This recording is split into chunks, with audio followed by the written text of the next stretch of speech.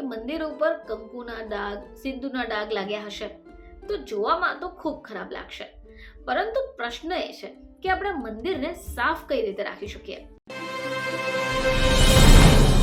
તો ઘર નાનું હોય કે મોટું, ઘરની અંદર મંદિર તો રહેલું જ હોય છે કે જેની અંદર આપણે આપણા દેવી દેવતા, ઈષ્ટ દેવતાઓને રાખીએ છીએ, તેમની પૂજા અર્ચના કરીએ છીએ. પરંતુ ઘણીવાર આ મંદિર આપણે સાફ નથી રાખી શકતા.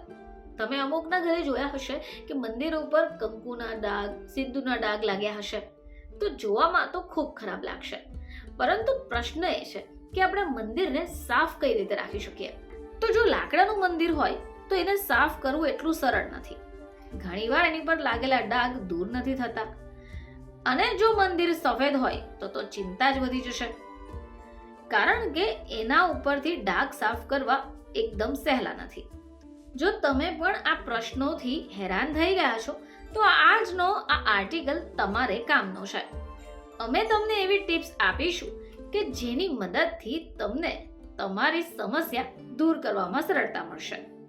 તો જો તમારા મંદિર ઉપર ડાઘ લાગી ગયા છે અને તમારે સાફ કરવા છે તો આના માટે બેકિંગ સોડાનો ઉપયોગ કરો. તમારે શું કરવાનું છે કે 2 ચમચી પાણીમાં 1 ચમચી બેકિંગ સોડાને મિક્સ કરવાનો છે. હવે એની ઘટ પેસ્ટ તૈયાર કરવાની છે અને આ જે મિશ્રણ તૈયાર થઈ ગયું એને ડાઘવાળી જગ્યા ઉપર લગાવી દેવાનું છે. ડાઘવાળી જગ્યા ઉપર તમારે આખી રાત એને છોડી દેવાનું છે. સવાર થાય એટલે ક્લિનિંગ બ્રશની મદદથી તેને ઘસી કાઢો. તમે જોશો કે આ ડાઘ સરળતાથી દૂર થઈ જશે.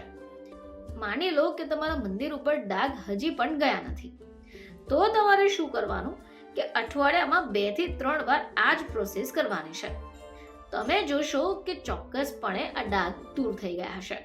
હવે જો ડાઘ જિદ્દી હોય અથવા તો જૂનો હોય તો તમારે શું કરવાનું છે કે જે મિશ્રણ તમે તૈયાર કર્યું છે એને વધારે ઘટ કરી દો, જે સિંદૂરના ડાઘને સાફ કરી શકશે.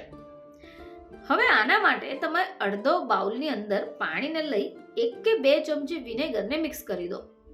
હવે તમારે એની અંદર બેકિંગ સોડા 1 ચમચી જેટલો ઉમેરી દેવાનો છે અને ડાઘવાળી જગ્યા ઉપર એપ્લાય કરી દેવાનું છે. થોડી વાર રહેવા દેજો અને પછી થોડું ડિટર્જન્ટ પાવડર કે જેનાથી તમે તમારા કપડાને ધોતા હોય તેને લગાવી દો.